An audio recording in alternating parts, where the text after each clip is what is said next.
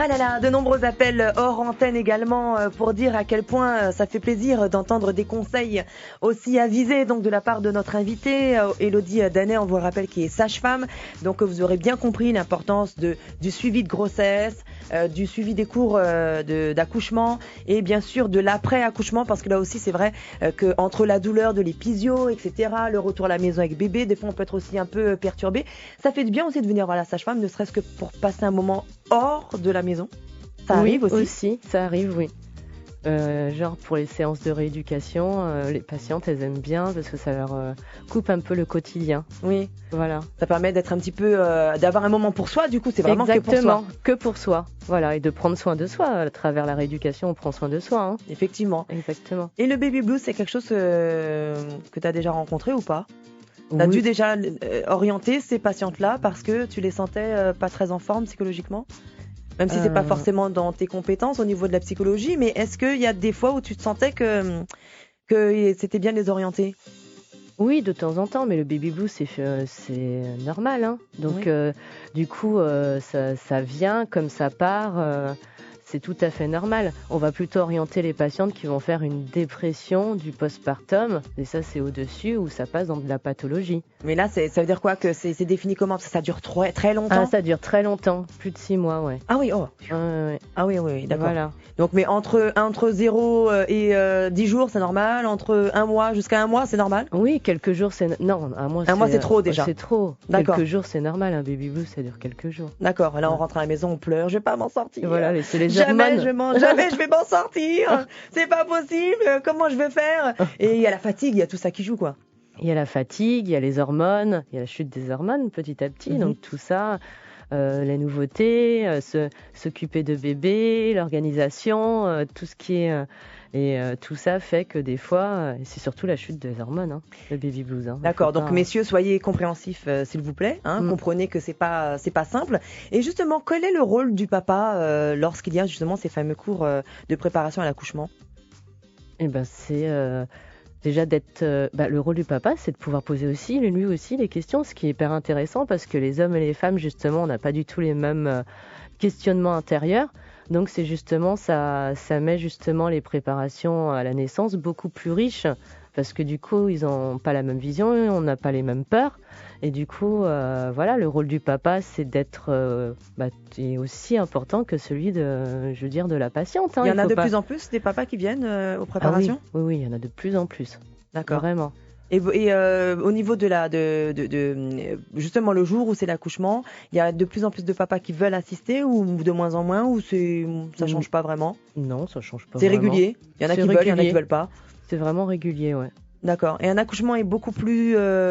comment est-ce que vous sentez la femme lorsqu'elle a son compagnon à côté d'elle et lorsqu'elle ne l'a pas? Il y a plus de panique quand elle est toute seule ou pas? De manière générale. Évidemment, quand il faut être accompagnée pour un accouchement.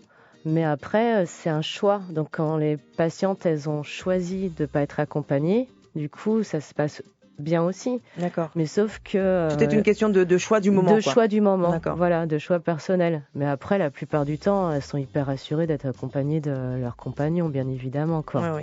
Ouais. Sauf qu'elle leur dit, va pas regarder. Hein? Non? Non? Juste tiens-moi la main, mais ne va pas regarder. C'est ça, exactement. C'est ça? En général, c'est ça. Reste à côté de moi, où est-ce que tu vas? Qu'est-ce que tu vas voir? Reste là. Ouais, c'est ça. C'est ça. Et des fois, je sais qu'il y a des copines qui m'ont déjà dit, quand elles ont accouché, elles ont insulté le papa. C'est de ta faute, tout ça. Il y a encore des scènes comme ça? Ah oui, de temps en temps. Oui. Avec la douleur et tout. Oui, on dit un peu, voilà, ce qui nous passe par la tête. Voilà. Mais après, les papas, ils comprennent bien que, sur le moment, c'est compliqué, quoi. Exactement. Sur le moment, c'est difficile, messieurs. Donc, soyez attentifs, soyez gentils. Comprenez que ce ne soit pas simple pour les femmes qui accouchent. Moi, j'ai pas accouché. On me les a livrés directement par la poste, mes enfants. Ça m'intéressait pas. Je suis née là, je fais l'impasse. Ouais, on m'a dit que ça faisait mal, j'ai dit, laisse tomber, ça m'intéresse pas, par la poste directement. En tout cas, merci beaucoup Élodie Danet d'avoir été avec nous ce matin, parce que c'est un sujet important. Il y a beaucoup de femmes enceintes que je croise. En plus, quand il fait très chaud et très lourd, c'est assez difficile. On leur recommande quoi, ces femmes enceintes? Comme ça, après, on va conclure là-dessus. Quand c'est la période où il fait très chaud, très lourd, il y a des conseils particuliers en plus à leur donner sur l'hydratation, par exemple? De bien s'hydrater, évidemment, de bien manger. Ça dépend de quand elles sont allongées, de mettre les jambes surélevées pour éviter d'avoir trop les jambes gonflées.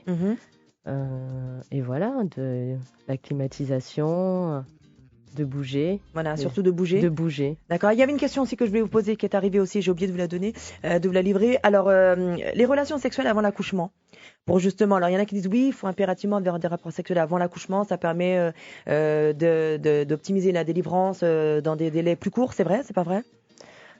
C'est pas obligatoire. Après, c'est sûr que quand on va conseiller à la patiente, quand on en a marre à la fin, on dit bien à la fin de grossesse, d'avoir un rapport sexuel parce que c'est la même libération, la même hormone qui est libérée lors d'un rapport sexuel et qui entraîne les contractions. D'accord. Mais après, il faut pas se dire obligatoirement on a un rapport sexuel, on va accoucher plus vite. Non, d'accord, c'est pas ça. C'est pas forcément. C'est pas en corrélation directement tout le temps. D'accord. Ok, mais en tout cas, ça peut déclencher. Ça peut déclencher des contractions. Ouais. D'accord. Donc quand le bébé est à terme, machin, etc. On sait qu'à tout moment on peut accoucher. On y va. On dit allez hop, on déclenche des contractions là. Déclenchement des contractions. Voilà, messieurs. Et puis alors cette légende, arrêtez, vous prenez pas non plus pour des caïds ni pour des surhommes à vous dire oui mais j'ai peur de toucher sa tête. Ça ira messieurs. Merci beaucoup. On vous remercie pour votre humilité grandissante. Hein. On sait que voilà, on n'en dit pas plus. On a posé ça là et on sort de là. Merci beaucoup Elodie. Merci à toi Marielle. À très bientôt. Merci à Guyane Première. Au plaisir ma chère.